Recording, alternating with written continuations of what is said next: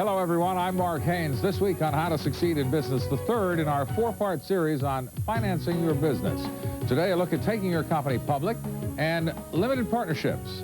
A company can probably raise more money in an initial public offering than most types of financing, but at what price to the entrepreneur?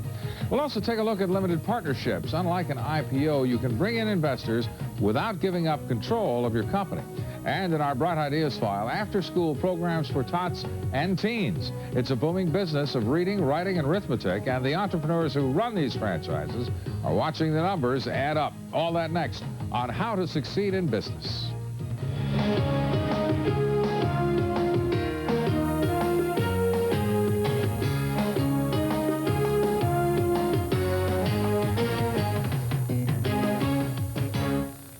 Good morning. Our cover story this week, the third part in our four-part series on financing your business. Today, a look at IPOs, or initial public offerings, and limited partnerships as ways to raise cash for your business. Bob Pisani has more. Two very different companies with one common goal, financing and growing their business. And as different as they are, so is their approach to raising capital. Mark Blundell, CEO of New Paradigm Software Corporation, took his company public to raise cash. Lou Buccelli, president of CME Information Services, used limited partnerships. In New York City, 37-year-old Mark Blundell started New Paradigm Software Corporation in 1993. His product allows large companies to exchange information between computer systems, regardless of what platform they run on. Blundell needed money, and an initial public offering was his solution to raising a lot of it. An IPO, or initial public offering, is where a company goes out and puts some of its shares out to the market.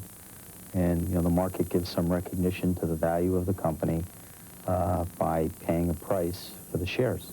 John Evans is deputy director of Arthur Andersen's Enterprise Group and has specialized on advising small and medium-sized companies. If you're a mature business, and I guess you're showing a trend of growth, you might want to really increase your growth rapidly.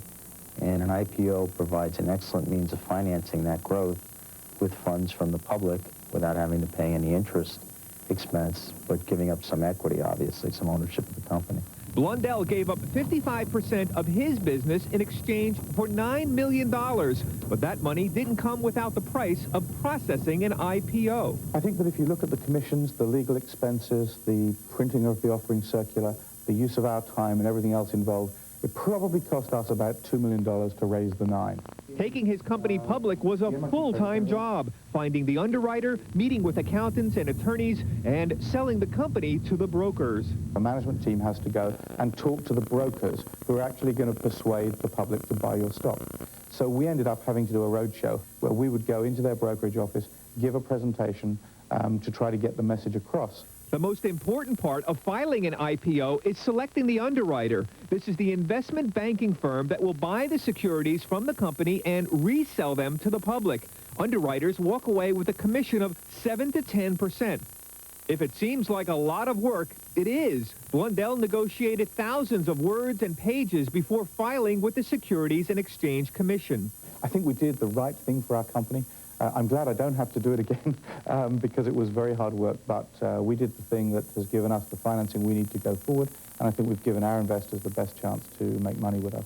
In Mount Laurel, New Jersey, President and CEO Lou Buccelli and co-founder Tim Kraus started CME Information Services in the summer of 1989. Their company produces and distributes continuing medical education videotapes to physicians. But as the company grew, Buccelli and Kraus found there wasn't enough money to market their product, so they turned to limited partnerships to finance that aspect of their business. The limited partnership added financing to our business without having to either A, show up on our balance sheet as a limited partnership, or B, really give up equity, which was important to us. Some limited partnerships, like Buccelli's, are for a limited period of time. The owner does not have to give up equity, and the limited partner can lose only what they invest and are not liable for any other aspect of the business. And what we essentially did was form this limited partnership, form actually 6 different limited partnerships, which we raised anywhere from $50,000 to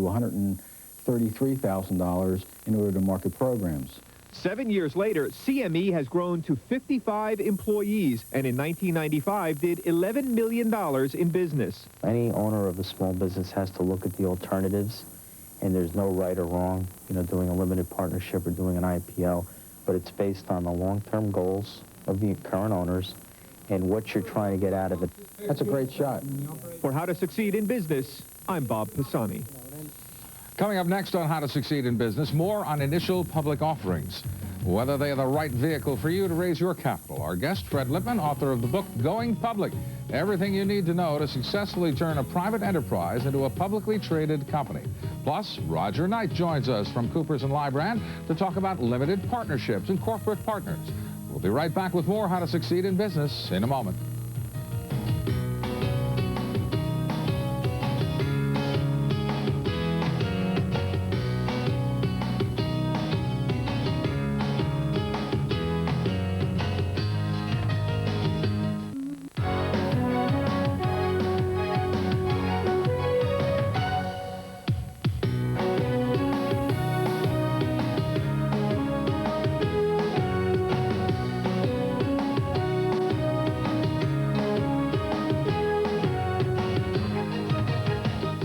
Welcome back. We were talking about financing your business. The numbers we put up there on your screen are for you if you're interested in this subject. Taking your company public is a milestone for a growing company. It is a way to raise more cash than most other ways of financing your business. But it is also one of the most complex and difficult to do, and it means you're open to and subject to public scrutiny. Our next guest is an expert in taking companies public. He is Fred Lipman, author of the book Going Public, everything you need to know to successfully turn a private enterprise into a publicly traded company. He's also a partner at the law firm Blank, Rome, Comiskey, McCauley. Welcome. We are glad to have you here. Good morning, Mark. Let's talk, Fred, about this. Going public means selling shares of your company to the public. Isn't it an awfully complicated and expensive way to go? Yes, it is. The question is, what's the alternative to going public? You may not be able to grow your company just through bank loans or through internally generated cash, and you may not be able to get venture capital or institutional equity or private equity in the company. So in that sense, there's advantages if you can't get it any other place. And I am giving up a certain measure of control, am I not? Yes, but if you, for example, compare it to getting institutional or venture capital private money, you'll find you get a much better valuation in the public marketplace for your company. In general, the latest study showed that you could get 44% more selling in a public marketplace than doing a deal with a venture capitalist. And the cost of the money, I understand, is somewhat lower if you go the IPO route, right? No, the venture capital deal actually is lower in terms of cost. There's much more cost involved in going public. Particularly smaller offerings below $10 million, you could be spending up to 20%, sometimes a little bit more than that in terms of out-of-pockets. Yeah, that was going to lead me to my next question. Is there a size below which this just doesn't pay? I've seen public offerings as low as $1 million registered with the SEC. In general, the lower the amount of the offering, the higher the percentage it's going to cost you. So obviously, you want to try to get a largest amount possible to reduce the percentage of your expenses. You also, if you do go public, now to switch over to the positive side, if you go public, you've got stock out there in public hands, and that can become a currency, can't it, for expansion and things of that nature? That's right. Private companies can generally use either cash or notes to buy other companies. Public companies also have the ability to use their own stock as a consideration for a purchase. So you have many more opportunities to expand if you're public than if you're private. There is a very important point that I want to cover. Many small businesses are family-owned, family-controlled, family-founded type of companies.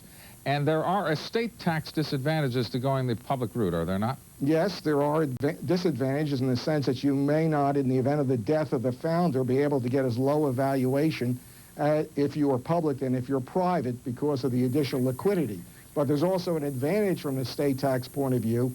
Many companies have to be sold once the founder dies to pay estate tax, whereas if there was a public market, the estate of the founder can sell the shares in a public marketplace and retain the business in the family.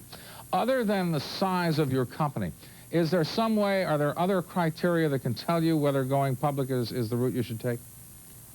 It depends on what your alternatives and purposes are. If you want to grow your business, you only have certain limited alternatives, one of which is a bank loan, and there are limitations of that. The other is alternative is internally generate cash, and the third is institutional private placement.